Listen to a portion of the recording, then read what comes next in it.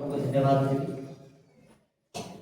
एक आज विशेष सुंदर को पाए मो प्रभु को अशेष अशेष धन्यवाद दी।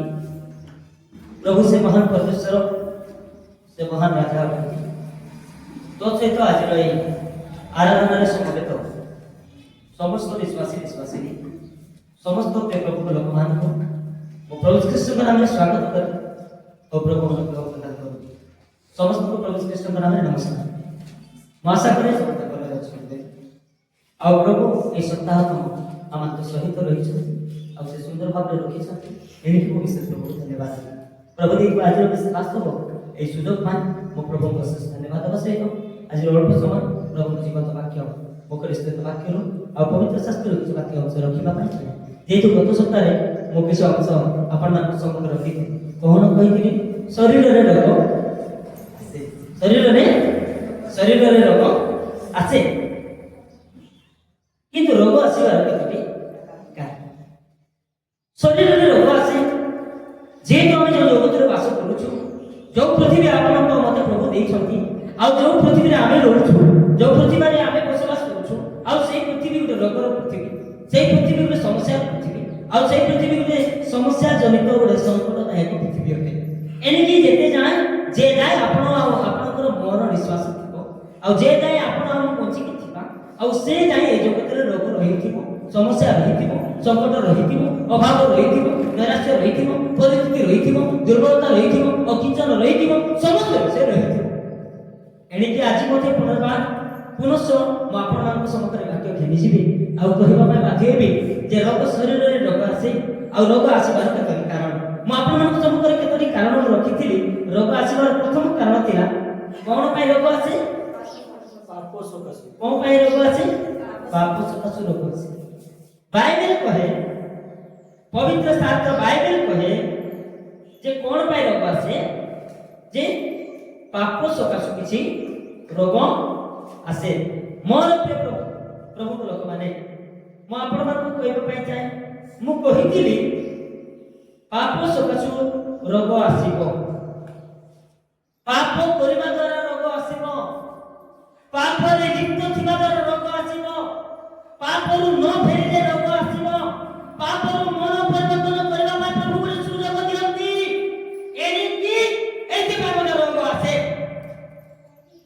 प्रभु सुजोग दियंती समय दियंती अवसर दियंती आ समय तो न जाने पाप रे लिप्त रहिबा पाप रे जर्जरित थिबा पाप रे संश्लिष्ट थिबा ताहारी मत रोग आसे एनिकी मो कहबा पई चाहे आज आपण मान सम्मुखें मोर प्रिय प्रभु लोक माने मोर प्रिय विश्वासी आपण मान एनकरेज कर चाहे उत्साह देवा चाहे पाप सकाशु रोग आसे प्रभु हठात दिन भेटले जहन लिखित सुसमाचार 5:14 पद प्रथम विषय को कही जे पाप सकाशु कौन आसे रोग आसे प्रभु कृष्ण कौन कहले 5:14 जहन लिखित सुसमाचार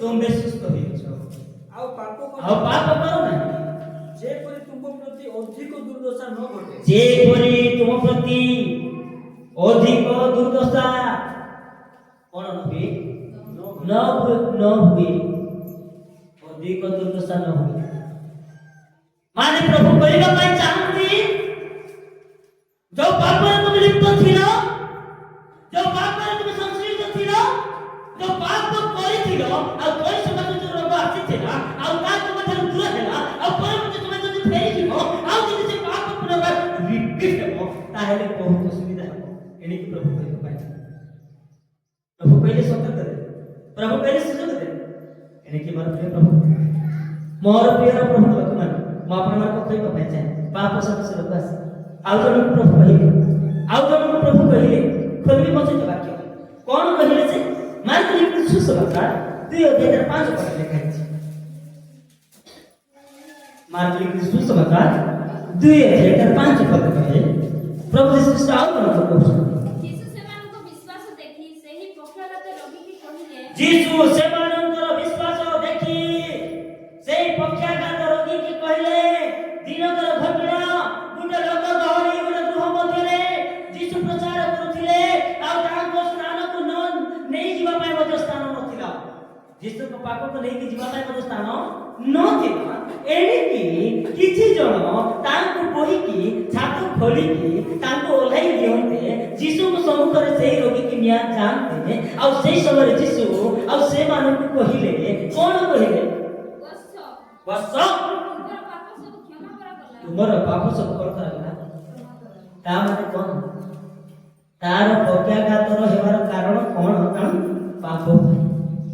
ମୋର ମୁଁ ଆପଣମାନଙ୍କୁ କହିବା ପାଇଁ ଚାହେଁ, ଏନକରେଜ କରିବା ପାଇଁ ଚାହେଁ, ଆପଣଙ୍କୁ ଉତ୍ସାହ ଦେବା ପାଇଁ ଚାହେଁ, ଯେହେତୁ ପାପ ସକାଶେ ରୋଗ ଆସିବ।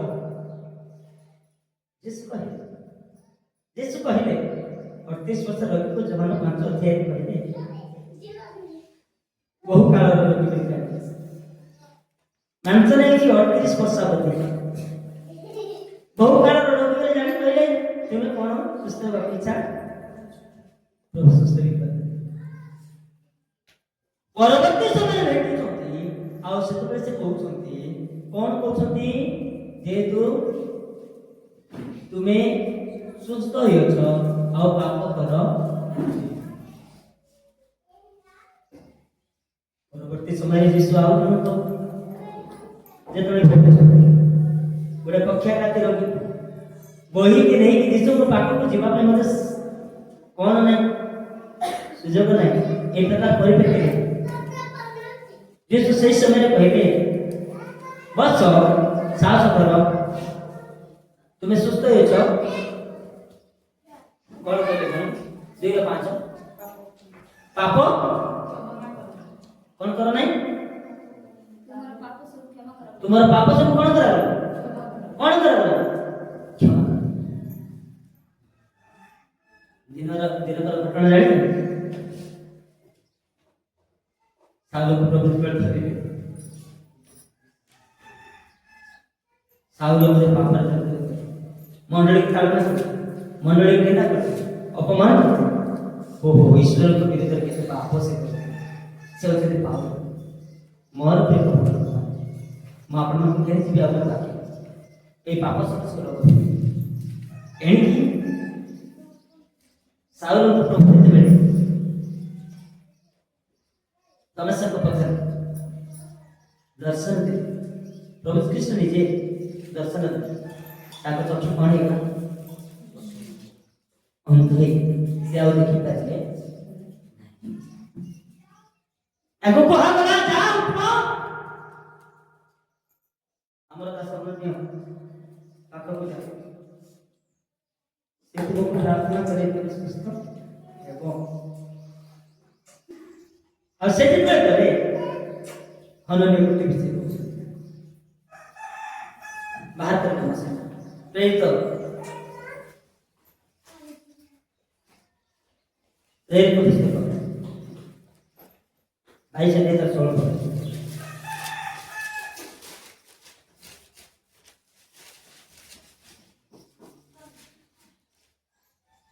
ଆଉ ଏବେ ତୁମେ କାହିଁକି ବିଳମ୍ବ କରୁଅଛ?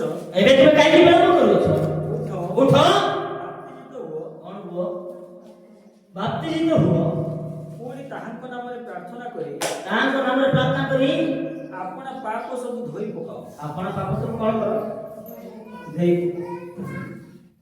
ମୋର ପ୍ରିୟ ପ୍ରଭୁ ଲୋକମାନେ, ମୁଁ ଆପଣମାନଙ୍କୁ ବାସ୍ତବରେ କହିବା ପାଇଁ ଚାହେଁ, ପ୍ରଭୁ ଦେଇଥିବା ଆଜିର ବାସ୍ତବ ସୁଯୋଗ, ପ୍ରଭୁ ଦେଇଥିବା ଏ ସମୟ, ପ୍ରଭୁ ଦେଇଥିବା ଏ ଅବସର ଆପଣଙ୍କ ମୋ ପାଇଁ ବହୁମୂଲ୍ୟ। ପ୍ରଥମ କାରଣ ରଖିଥିଲି ପାପ ସକାଶୁ ରୋଗ। ଦ୍ୱିତୀୟ କାରଣ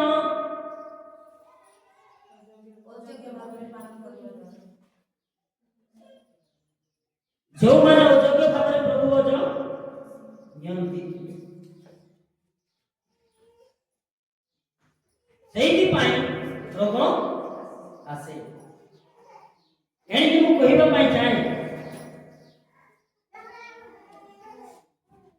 ପ୍ରଭୁ କହୁଛନ୍ତି, ପ୍ରଥମ କରିନ୍ତି 11:30 ପଦ ଲେଖାଯାଏ। ଦ୍ୱିତୀୟ କାରଣ, ଆପଣ ଅଯୋଗ୍ୟ ଭାବରେ ଅଛନ୍ତି, ଅନୁଚିତ ଭାବରେ ଯାଉଛନ୍ତି। ପାଉଲ କହିଲେ କରନ୍ଥୀୟ ମଣ୍ଡଳକୁ, ଏହି ହେତୁରୁ ଅନେକ ମରିଗଲେ। କାହିଁକି? ପ୍ରଭୁ ଭୋଜ ଖାଇବା ଆଗରୁ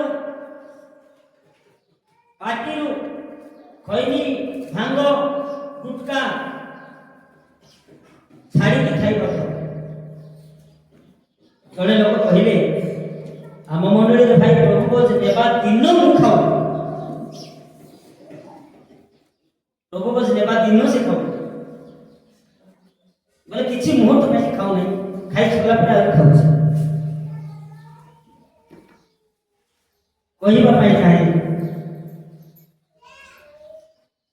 ଖାଇବା ସମୟରେ ନ ଖାଇ ପରବର୍ତ୍ତୀ ସମୟରେ ଖାଇବା ଲୋକ ଆସେ, ବାକି ଦିନ ସେ କୁଟକୁଟା ଖାଉଛି ସବୁ କିଛି। ମୁଁ କହିବା ପାଇଁ ଚାହେଁ, ପ୍ରଭୁ ନେଇ ସରିଲା ପରେ ମୁଁ ଖାଉଛି। ସେଇଥିପାଇଁ ମୋର ପ୍ରିୟ ଭାଇ ଏବଂ ଭଉଣୀମାନେ, ମୋ ପ୍ରଭୁଙ୍କର ପ୍ରିୟ ଦାସ ଭାବରେ କହିବା ପାଇଁ ଚାହେଁ, ପ୍ରଭୁ ଭୋଜ ଅଯୋଗ୍ୟ ଭାବରେ ନେଲେ ରୋଗ ଆସେ। ରାତି ସାରା ସିରିଏଲ ବେଳେ ବେଳେ ଦେଖନ୍ତି ଲୋକ, ଆଉ ସେମାନେ ପ୍ରଭୁ ଭୋଜ ମୁଁ ଆପଣମାନଙ୍କୁ କହିବା ପାଇଁ ଚାହେଁ, ପ୍ରଭୁ ଭୋଜ ଭିତରେ ଯଦି କେହି ଅବମାନନା କରିଛି ହେଇପାରେ, ସେଇ ସକାଶେ ଗୋଟିଏ ଛୋଟ ପ୍ରଶ୍ନ ମୁଁ ଆପଣଙ୍କ ସମ୍ମୁଖରେ ରଖିବା ପାଇଁ ଚାହେଁ। ପ୍ରଭୁଙ୍କର ମହାନ ଦାସ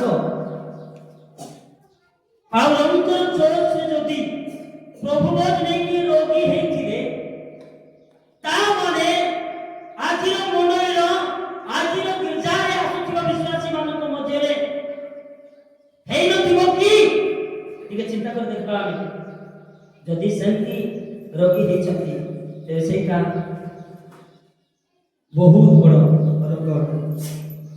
ମୋର ପ୍ରିୟ ପ୍ରଭୁଙ୍କ ଲୋକମାନେ, ପ୍ରଭୁ ଅନୁଗ୍ରହ କରନ୍ତୁ, ଆପଣଙ୍କ ମୋତେ ଦୟା କରନ୍ତୁ, ଅଯୋଗ୍ୟ ଭାବରେ ନ ନେଉ, ଯଦ୍ୱାରା ସେଇ ରୋଗ ଗୁଡ଼ାକ ଆପଣାର ନ କରୁ। ପ୍ରଭୁ ସାହାଯ୍ୟ କରନ୍ତୁ। ଦ୍ୱିତୀୟ ରୋଗ ଆସିବା କାରଣ ଅଯୋଗ୍ୟ ଭାବରେ ପ୍ରଭୁ ଭୋଜ ନେବା ଦ୍ୱାରା ରୋଗ ଆସେ। ଏଣିକି ସମୀକ୍ଷା କରିବା, ଯଦି କୌଣସି ରୋଗ ଡକ୍ଟର ପରାମର୍ଶ ପରେ, କୌଣସି ଏକ୍ସରେ ପରେ, ଚିକିତ୍ସା ପରେ ଯଦି କୌଣସି ରୋଗ ଘଟୁ ନାହିଁ, ଟିକେ ନିଜକୁ ସମୀକ୍ଷା କରିବା। ବୋଧେ ହୁଏ ମୁଁ ଅଯୋଗ୍ୟ ଭାବରେ କେତେବେଳେ କିଏ ଜାଣେ ପ୍ରଭୁ ଭୋଜ ନେବା ଦ୍ୱାରା ପାପ କରିଦେଇ ଥାଇପାରେ, ବୋଧେ ପ୍ରଭୁ କ୍ଷମା, ପ୍ରଭୁ ଅନୁଗ୍ରହ କରନ୍ତୁ, ଆଶୀଷ ଦିଅନ୍ତୁ। ରୋଗ ଆସିବାର ଦ୍ୱିତୀୟ କାରଣ ପିତୃପୁରୁଷ ମାନଙ୍କର ପାପ। ରୋଗ ଆସିଥିଲା, ଆସିଥିଲା, ଆସୁଥିଲା, ଆସୁଛି, ଆସିବ। ଆସିଥିଲା, ଆସୁଛି, ଆସିଛି, ଆସିବାକୁ ଯାଉଛି। ମୁଁ କହିବା ପାଇଁ ଚାହେଁ, 29 ତାର 22-27 ଲେଖା ଖୋଲିବା ନାହିଁ।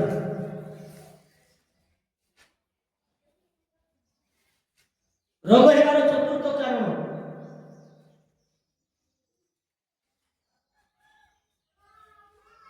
ଈଶ୍ୱରଙ୍କର ମହିମା ପାଇଁ ବେଳେ ବେଳେ କିଛି ରୋଗ ଆସେ। ଆମେ ଯାହା ଅଧ୍ୟୟନ କରୁଥିଲୁ ଯୌନ ସୁସମାଚାର 9:2-3,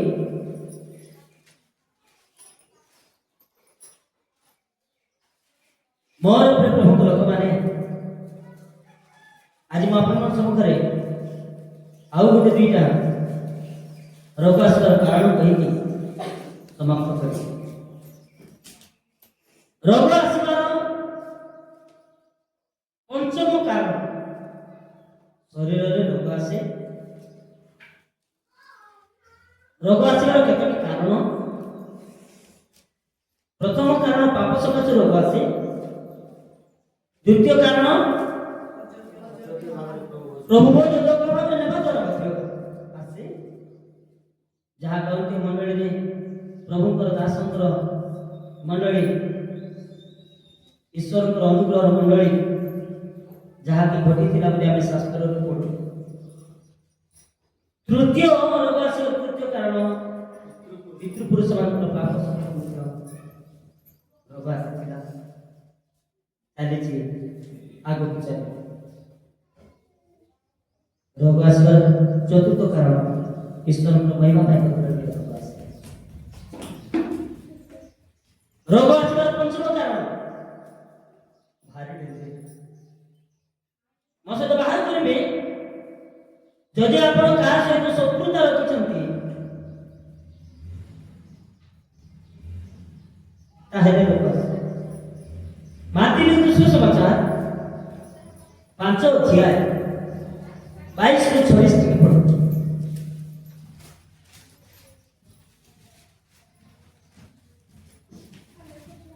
ମାର୍ଟିନ 5 ଅଧ୍ୟାୟ 22 ରୁ 26।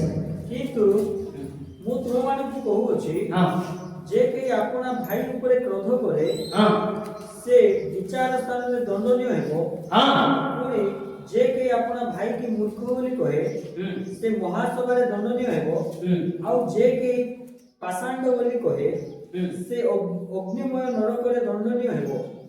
ଅତଏବ ଯଦି ବେଦୀ ନିକଟକୁ ତୁମେ ନିଜର ନୈବେଦ୍ୟ ଆଣୁଥିବା ସମୟରେ ଯଦି ବେଦୀ ନିକଟକୁ ତୁମର ନୈବେଦ୍ୟ ଆଣୁଥିବା ସମୟରେ ତୁମ ବିରୁଦ୍ଧରେ ତୁମ ଭାଇର କୌଣସି କଥା ଅଛି ବୋଲି ତୁମ ବିରୁଦ୍ଧରେ ତୁମ ଭାଇର କୌଣସି କଥା ଅଛି ବୋଲି ସେଠାରେ ତୁମର ମନେ ପଡେ, ତାହେଲେ ସେହି ସ୍ଥାନରେ ବେଦୀ ସମ୍ମୁଖରେ ତୁମର ନୈବେଦ୍ୟ ଥୋଇ ଦେଇ ଚାଲିଯାଅ।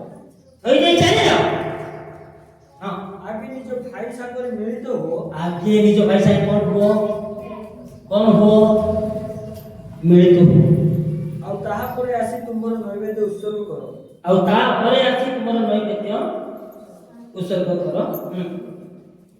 ତୁମର ବିବାଦୀ ସହିତ ବାଟରେ ଥିବା ସମୟରେ ଶୀଘ୍ର ତାହା ପ୍ରତି ମିଳନର ଭାବ ଦେଖାଅ। କାଳେ ବିବାଦୀ ତୁମକୁ ବିଚାରକର୍ତ୍ତାଙ୍କ ହସ୍ତରେ ସମର୍ପଣ କରିବ। ପୁଣି ବିଚାରକର୍ତ୍ତା ତୁମକୁ ପଦାତିକ ହସ୍ତରେ ସମର୍ପଣ କରିବେ। ଆଉ ତୁମେ କାରାଗାରରେ ନିକ୍ଷିପ୍ତ ହେବ। ମୁଁ ତୁମକୁ ସତ୍ୟ କହୁଅଛି, ତୁମେ ଶେଷ ପାହୁଲାଟି ନ ସୁଝିବା ପର୍ଯ୍ୟନ୍ତ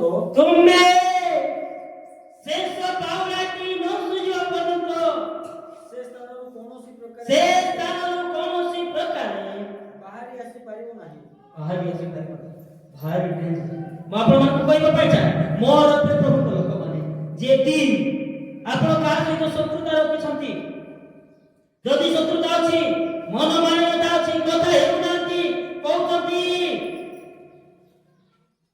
ତାଙ୍କର ସହିତ ମୋର କଥାବାର୍ତ୍ତା ହେଉନାହିଁ, ମୋର ତାଙ୍କ ସହିତ ପଡୁନାହିଁ, ମୁଁ କହିବାକୁ ଚାହେଁ କଂଗ୍ରାଚୁଲେସନ, ଦୁନିଆର ସବୁ ଲୋକ ସେମାନଙ୍କୁ ଧରିବ।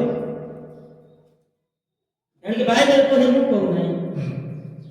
କାହିଁକି ବୋଲି କହିଲେ, ଯଦି କାହାରି ବିରୁଦ୍ଧରେ ତୁମର ମନରେ କିଛି କଥା ଅଛି, ପ୍ରଭୁ କହିଲେ ପ୍ରଥମେ ଯାଇ ତା ସହିତ କଣ ହୁଅ, ଭାଇ ସହିତ କଣ ହୁଅ, ମିଳିତ। ତାପରେ ବେଦୀ ନିକଟକୁ ଯିବ। ପ୍ରଭୁ ଯୀଶୁ କହିଲେ ପ୍ରଥମେ ଭାଇ ସହିତ ମିଳିତ। ପ୍ରଥମେ ବେଦୀ ନିକଟକୁ ଯିବା ନା ପ୍ରଥମେ ମିଳିତ ହେବା? ବେଦୀ ନିକଟକୁ ଯିବା ନା ପ୍ରଥମେ ମିଳିତ ହେବା? ମିଳିତ ହେବା। ପରସ୍ପର ସହିତ ମିଳିତ ହେବା। ଗୋଟିଏ ମଣ୍ଡଳୀରେ ଏମିତି ବି ଚାଲିଛି, କେବଳ ଏଇଠି ନୁହେଁ, ବିଭିନ୍ନ ସ୍ଥାନରେ ମୁଁ ଭଲ ରୂପେ ଜାଣେ, ପ୍ରାୟତଃ ବିଶ୍ୱାସୀ ମାନଙ୍କ ମଧ୍ୟରେ ବି ଅଧିକାଂଶ ସମୟରେ ଗୋଟିଏ ମଣ୍ଡଳୀରେ ଆରାଧନା ଚାଲିଥିବ, ଗୋଟିଏ ମେଜରେ ସେ ବଞ୍ଚି ଉଠିବେ, ଗୋଟିଏ ପ୍ଲେଟରେ ରୋଟି ଭାଙ୍ଗୁଥିବେ, କିନ୍ତୁ କେହି ଆଖି ମିଶାଉନଥିବେ। ଆଖି ମିଶାନ୍ତି ନାହିଁ। ଫ୍ୟାମିଲି ଭିତରେ କେହି ହାତ ମିଳାନ୍ତି ନାହିଁ। କାହିଁକି ଏତେ ଶତ୍ରୁତା ହେଇଯାଇଛି? ତାକୁ ଦେଖିବାକୁ ଚାହୁଁନାହାନ୍ତି। যদি ভুল ବଶତଃ କୌଣସି ସଭା ସମିତିରେ ଭୋଜି ପାଣିରେ ଦେଖା ହେଇଗଲା ଆଙ୍କର ସ୍ୱାଦିଆ ମାଂସ ବି ପିତା ହେଇଯିବ, ରସଗୋଲା ବି ପିତା ହେଇଯିବ, ସେ ଭୋଜି ଭାତ ବି ପିତା ହେଇଯିବ। କାହିଁକି? ସେ ଲୋକକୁ ଦେଖିଦେଲେ ମୁଣ୍ଡ ଟେନସନ ହେଇଗଲା, କାରଣ ହୃଦୟ ଆଘାତ କରୁଛି, ମନ ଦିଶୁନି, ସାଙ୍ଗରେ ପେଟ ଯାଉଛୁ, ସାଙ୍ଗରେ ଆଲୋଚନା କରୁଛୁ, ସାଙ୍ଗରେ ମେଦ ଦଉଛୁ, ଗୋଟେ ପ୍ଲେଟ ରୋଟି ଭାଙ୍ଗୁଛୁ, କିନ୍ତୁ ଆର ପାର୍ଶ୍ୱ ଲୋକ ସହିତ ମୋର କଥାବାର୍ତ୍ତା ତା ସହିତ ମୋ ଆଖିକୁ ଆଖି ମିଳିତ ହେଇବ, ମୁଁ ତା ସହିତ ମିଶି ପାରୁନାହିଁ। ସେ ଯିଏ ହେଇଥାନ୍ତୁ ନା କାହିଁକି ମୁଁ କହିବା ପାଇଁ ଚାହେଁ କ୍ଷୁଦ୍ର ଦାସ ଶତ୍ରୁତା ବିବାଦ ଥିଲେ ଅତି ସହଜରେ ଲୋକ ଗୁଡାକ ଆସେ ବାଇବେଲ କହେ ଏଣିକି ଆମମାନଙ୍କୁ ପରମେଶ୍ୱର ପ୍ରଭୁ ସେ କ୍ଷମା କରିଛନ୍ତି, ଏଣିକି ଆମେ ପରସ୍ପରକୁ ଆମେ କ୍ଷମା କରୁ। ତୁମେ ଆମେ ପରସ୍ପରକୁ କଣ କର? କ୍ଷମା କର। ମୋର ପ୍ରଭୁଙ୍କ ଲୋକମାନେ ମୁଁ କହିବା ପାଇଁ ଚାହେଁ, ଯଦି ଆପଣଙ୍କର ବିବାଦ ଅଛି କାହାରି ସହିତ, ଭାଇ ଭାଇ, ଶାଶୁ ବୋହୂ, ବିଶ୍ୱାସୀ ମଣ୍ଡଳୀ, ଏଇଠି କେବଳ ନାହିଁ, ସବୁ ଜାଗାରେ ଲୋକମାନେ ଶତ୍ରୁତା ରଖିକି ଆରାଧନା କରୁଛନ୍ତି, ଚର୍ଚ୍ଚ ଯାଉଛନ୍ତି, ପ୍ରଭୁଙ୍କର ଉପାସନାକୁ ଯାଉଛନ୍ତି। ଏମିତି ଲୋକମାନଙ୍କୁ ପ୍ରଭୁ ଯୀଶୁ ଖ୍ରୀଷ୍ଟ କଣ କରିବେ? ବିଚାର କରିବେ, ପଦାତିକ ମାନଙ୍କ ହସ୍ତରେ କଣ କରିବେ? ସମର୍ପଣ କରିବେ। ଆଉ ପଦାତିକ ମାନେ କାରାଗାର ନିକ୍ଷେପ କରିବେ। ଆଉ ଲେଖାଯାଉଛି ଶେଷ ପାଉଲଟିକୁ ସୁଝିବା ଯାଏ ସେଠାରୁ ବାହାରି ଆସିପାରିବ ନାହିଁ। ମୋର ପ୍ରିୟ ପ୍ରଭୁଙ୍କ ଲୋକମାନେ, ମୁଁ ଆପଣମାନଙ୍କୁ କହିବା ପାଇଁ ଚାହେଁ, ଶେଷ ପାଉଲାଟି ନ ସୁଝିବା ଯାଏ ସେ ବାହାରି ଆସି ପାରିବ ନାହିଁ। ଯଦି ବିବାଦ ଅଛି ତାହେଲେ ଆମେ ସମସ୍ତେ କଣ କରୁ? ଆମେ କ୍ଷମା ମାଗ।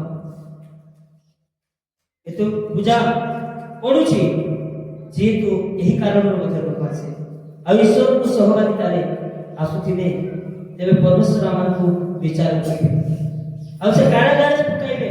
এই কারাগারের বন্ধন হচ্ছে রোগের বন্ধন, এই কারাগারের বন্ধন হচ্ছে মৃত্যুর বন্ধন, এই কারাগারের বন্ধন হচ্ছে শয়তানের বন্ধন।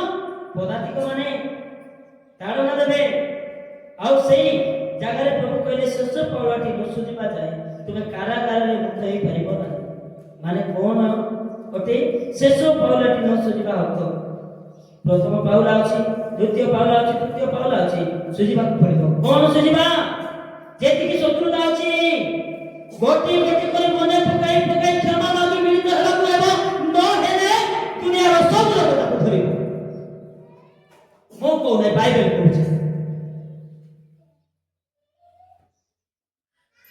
ଆଉ ଶତ୍ରୁତାର ବନ୍ଧନରେ ପଡ଼ିଯାଇଛି, ଯଦି ଆମେ ଯେଉଁ ବନ୍ଧନରେ ପଡ଼ିଛନ୍ତି ତାହା କ୍ଷତିର ବନ୍ଧନ ହେଉ, ରୋଗର ବନ୍ଧନ ହେଉ, କୌଣସି ବିଜନେସର ବନ୍ଧନ ହେଉ, ମୋର ପ୍ରିୟ ଭାଇ ଭଉଣୀମାନେ, ମୁଁ କହିବା ପାଇଁ ଚାହେଁ, ମୁଁ ଆପଣମାନଙ୍କୁ କହିବା ପାଇଁ ଚାହେଁ, କାରାଗାରରେ ଥିଲାବେଳେ କେବେ ବି ବିଜନେସ୍ ଚାଲେ ନାହିଁ। ଶତ୍ରୁତା ରଖି ତମେ ଯଦି ଆଉ ଚାକିରି ବି କରୁଛ, ତୁମର ଚାକିରି ମଧ୍ୟ ଜେଲ ଖାନାରେ ବନ୍ଧା ହୋଇ ରହିଲା ପରି ଚାଲିଥିବ। ମୁଁ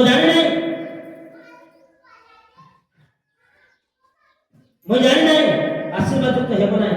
ଶତ୍ରୁତା କାହା ସହିତ ଯଦି ରଖିକି ତୁମେ ବ୍ୟବସାୟ କରିବ, ପ୍ରଭୁ ତୁମର ବ୍ୟବସାୟକୁ ସିଜ କରିଦେବେ।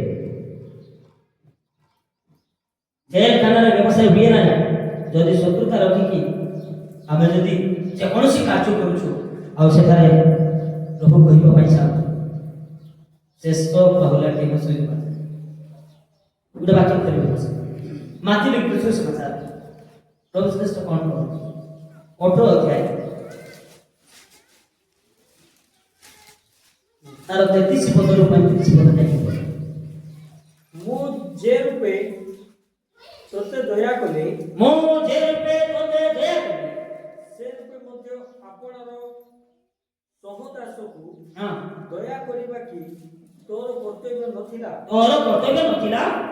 ଆଉ ତାହାର ପ୍ରଭୁ ହୁଁ। କ୍ରୋଧ ଏହି ସମସ୍ତ ଋଣ ପରିଶୋଧ ନ କରିବା ପର୍ଯ୍ୟନ୍ତ ଆଉ ତାର ପ୍ରଭୁ କ୍ରୋଧ ହୋଇ ସମସ୍ତ ଋଣ ପରିଶୋଧ ନ କରିବା ପର୍ଯ୍ୟନ୍ତ ତାହାକୁ ଯନ୍ତ୍ରଣା ଦେବା ଲୋକମାନଙ୍କ ହସ୍ତରେ ସମର୍ପଣ କଲେ। କଣ କରିଦେଲେ ଭାଇ?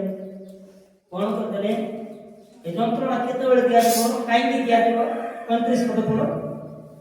ତୁମେମାନେ ପ୍ରତ୍ୟେକ ଜଣ ଯଦି ଅନ୍ତର ସହ ତୁମେ ମାନେ ପ୍ରତ୍ୟେକ ଜଣ ଯଦି ଅନ୍ତର ସହ ଆପଣ ଆପଣ ଭାଇକି କ୍ଷମା ନ କର ଆପଣ ଆପଣ ଭାଇକି କ୍ଷମା ନ କର। ଭାଇ ମାନେ କିଏ? ବିଶ୍ୱାସୀ। ଭଉଣୀ ମାନେ କିଏ? ବିଶ୍ୱାସିନୀ। କ୍ଷମା ନ କର ତାହେଲେ ମୋର ସ୍ୱର୍ଗସ୍ଥ ପିତା ହିଁ ହଁ ତୁମମାନଙ୍କ ପ୍ରତି ସେହି ପ୍ରକାର କରିବେ। କେଉଁ ପ୍ରକାର କରିବେ? 34 ପଦର 13 ଲାଇନ ଅନୁସାରେ କରିବେ। କଣ କରିବେ? ତାହାକୁ ଯନ୍ତ୍ରଣା ଦେବା ଲୋକଙ୍କ ହସ୍ତରେ କଣ କରିବେ? ସମର୍ପଣ। କିଏ ଯନ୍ତ୍ରଣା ଦେବ? ଗୋଟେ ରୋଗ। କିଏ ଯନ୍ତ୍ରଣା ଦେବ? ଗୋଟେ ଦୁଃଖ। କିଏ ଯନ୍ତ୍ରଣା ଦେବ? ଶରୀରରେ କଷ୍ଟ ଯନ୍ତ୍ରଣା ଦେବ। ହୁଏତ ଜେଲ୍ ଯାଇନପାରେ, କିନ୍ତୁ ଶରୀରରେ ଯନ୍ତ୍ରଣାରେ ସେ କଷ୍ଟ ପାଇବ। ଏହା ପ୍ରଭୁ କହିବା ପାଇଁ ଚାହୁଁଛନ୍ତି। ଯଦି ଶତ୍ରୁତା ଅଛି, ବିବାଦ ଅଛି, ମୁଁ ଆଜି ଗୀତ ଦାସ ଭାବରେ କହିବା ପାଇଁ ଚାହେଁ, ରୋଗ ଆସିବାର ପଞ୍ଚମ କାରଣ କଣ ଆସେ? ଶତ୍ରୁତା ଥିଲେ ରୋଗ ଆସେ, ବିବାଦ ଥିଲେ ରୋଗ ଆସେ, ମୁଖବରୀ ନଥିଲେ ରୋଗ ଆସେ, ମିଳିତ ନହେଲେ ରୋଗ ଆସେ।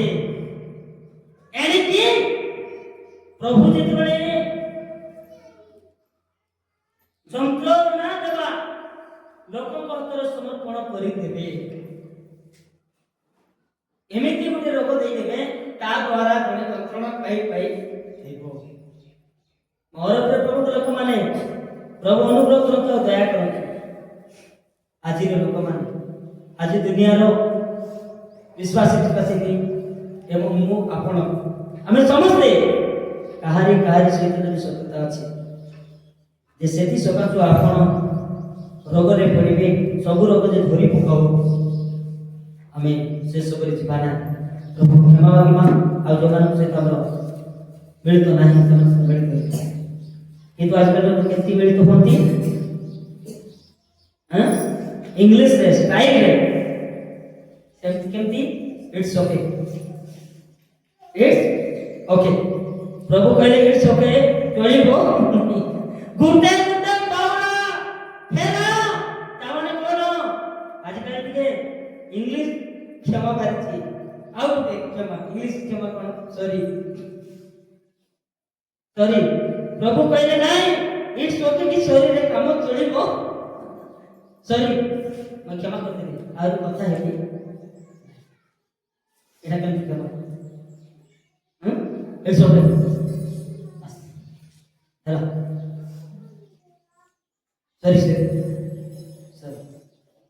ସରି କରି ଚଳିବ ନାହିଁ। ପ୍ରଭୁ କହିଲେ ମାଥିଉ 5:26 ପଦରେ, ଶେଷ ପାଉଣାଟି ନ ସୁଝିବା ଯାଏ ତୋର ପାପ କ୍ଷମା ହେବ ନାହିଁ। ତୋର ରୋଗ ଧରିବ, ଯେ ଯେତେ ଶତ୍ରୁତା ରଖିଛୁ, ଯାହା ଯାହା ତା ବିରୁଦ୍ଧରେ କହିଛୁ, ସବୁ ମନେ ପକାଇ ଗୋଟେ ଗୋଟେ ବିଷୟ କହି କ୍ଷମା ମାଗେ, ନହେଲେ ସବୁ ରୋଗ କଂଗ୍ରାଚୁଲେସନ୍, ସବୁ ଦୁନିଆର ରୋଗ ଧରି ପକାଇବ। ଏଇଟା ପଞ୍ଚମ କାରଣ, ରୋଗ ଆସିବାର ପଞ୍ଚମ କାରଣ। ମୋର ପ୍ରଭୁଙ୍କ ଲୋକମାନେ, ଆଉ ଆଜି ମୋର ବାକ୍ୟ ଶୁଣୁଥିବା ପ୍ରତ୍ୟେକ ବିଶ୍ୱାସିନୀ, ଆଉ ଯେତେ ଦୂର ପର୍ଯ୍ୟନ୍ତ ମୋର ଶୋଭା ଯାଉଛି ମୋର ସ୍ୱର, ସମସ୍ତଙ୍କୁ ମୁଁ ଏଇ ଉତ୍ସାହ ଦେବା ପାଇଁ ଚାହେଁ। ଯଦି କାହା ସହିତ ଶତ୍ରୁତା ରଖିଛନ୍ତି, ବିବାଦ ରଖିଛନ୍ତି, ଦୟାକରି କ୍ଷମା ମାଗି ନିଅନ୍ତୁ, ମିଳିତ ହେଇଯାଆନ୍ତୁ। ତା ଦ୍ୱାରା ରୋଗରେ ଆଉ ରୋଗକୁ ଆପଣାର କରନ୍ତୁ ନାହିଁ। ପ୍ରଭୁ ହେଲେ ପ୍ରଭୁ କହୁଛନ୍ତି 18:34-35 କହିଲେ, ଆଉ ସେ ଯନ୍ତ୍ରଣା ଦେବା ଲୋକ ପାଖରେ ସମର୍ପଣ କରିଦେବେ, ସେ ଜାଣିଛି କି ପ୍ରକାର ଯନ୍ତ୍ରଣା ସେ ଦେବ। ଏଣିକି ମୋର ପ୍ରଭୁ ଲୋକମାନେ, ଆସୁ ପ୍ରଭୁ ଅନୁଗ୍ରହ କରନ୍ତୁ ଆପଣଙ୍କ ମତେ ଯେ ଆମେ କଣ କରିବା ଦରକାର? କଣ କରିବା ଦରକାର? କ୍ଷମା ଦେବା। କ୍ଷମା ଦେଲେ, କ୍ଷମା ତ ଦେଇଦେଲି, କ୍ଷମା ଦେଇକରି ମୁହଁ ଶୁକାଇକି ବୁଲିବା କଥା ନୁହେଁ। ତାକୁ ପ୍ରେମରେ ଆଲିଙ୍ଗନ କରି ତା ସହିତ ପ୍ରେମ ବଢିବା ଦରକାର ନା କମିବା ଦରକାର? ଜଣକୁ କ୍ଷମା ଦେଲେ ପ୍ରେମ ବଢିବା ଦରକାର ନା କମିବା ଦରକାର? ବଢିବା ଦରକାର। ମତେ ଗୋଟେ ପଦ ପଢନ୍ତୁ, এই পঞ্চম কারণকে শেষ করতে পাই যাচ্ছি, ମୁଁ ଷଷ୍ଠ କାରଣକୁ ଯିବି। ହିତୋପଦେଶ 17:22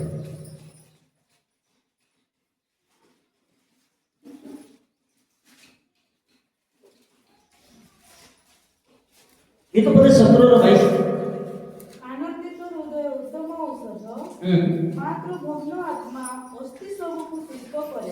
କ୍ଷମା ଦେଲା ପରେ 17:22 ଆନନ୍ଦିତ ହୃଦୟ ଉତ୍ତମ ଔଷଧ, ଆନନ୍ଦିତ ହୃଦୟ କେମିତି ଔଷଧ? ଉତ୍ତମ ଔଷଧ, ଉତ୍ତମ ଔଷଧ। ମାତ୍ର ଭଗ୍ନ ଆତ୍ମା ଅସ୍ଥି ସବୁକୁ ଶୁଷ୍କ କରେ। ଭଗ୍ନ ଆତ୍ମା ଅସ୍ଥି ସବୁ କଣ କରେ?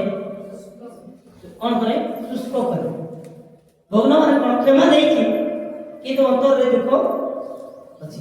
ନ ଆନନ୍ଦିତ ହୃଦୟ ଉତ୍ତମ ଔଷଧ। ଜଣେ ଜଣଙ୍କ ସହିତ ମିଳିତ ନାହିଁ ସେ ଆନନ୍ଦ କରିପାରିବେ କି? ମନ ଦୂର ଅଛି ଏଠିକି କ୍ଷମା ଦେବେ। ପ୍ରଭୁ ଅନୁଗ୍ରହ କରନ୍ତୁ ଆଉ ଦୟା କରନ୍ତୁ।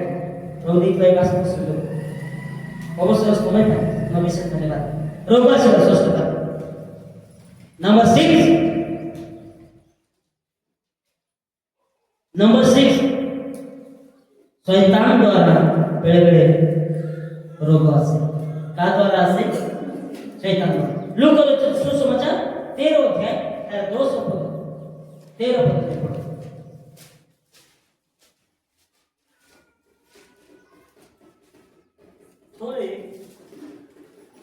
थोड़े से विश्राम बारे गोटे समाज गृह शिक्षा देउथिले। आउ देखो 18 वर्ष पर्यंत दुर्बलकारी आत्मा द्वारा केते वर्ष पर्यंत?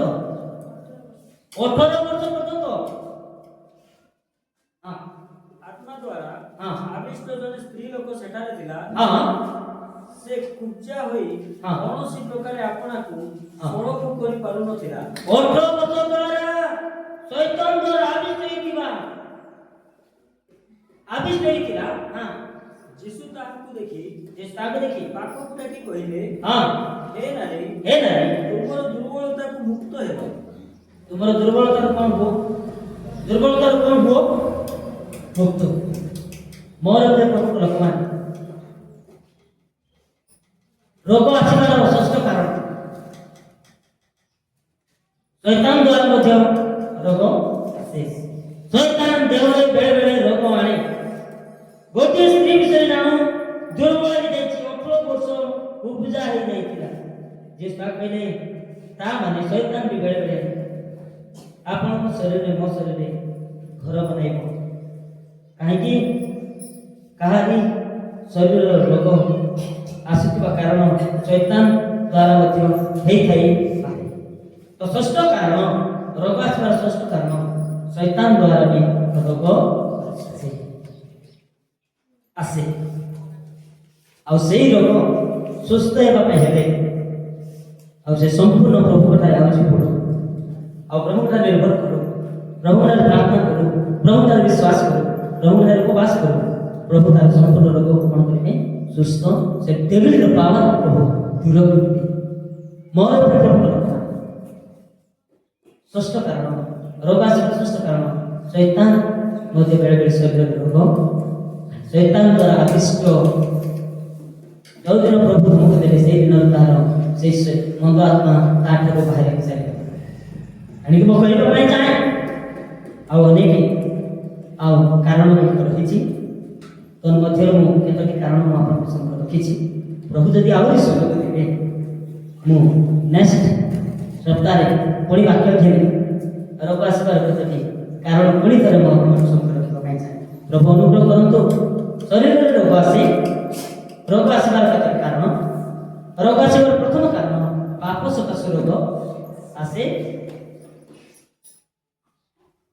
अयोग्य भाव प्रभु नेबा द्वारा रोग आसे। पितृपुरुष मानकर पाप सकाश रोग आसे। चतुर्थ कारण ईश्वर महिमा पाए मध्य रोग आसे। पंचम कारण शत्रुता विवाद थिले रोग आसे। कहा सहित शत्रुता रखा कथा न हुए रही जे जो क्षमा दे ना ता भाई रोग आसे। षष्ठ कारण शैतान द्वारा रोग आसे शरीर में प्रवेश। प्रभु अनुग्रह करतो। आज वाक्य यथेष्ट भाव शुणी बुझी एणिक मो विशेष धन्यवाद देवा सहित उपस्थित समस्त को प्रभु आज वाक्य जरिए प्रचुर परिमाण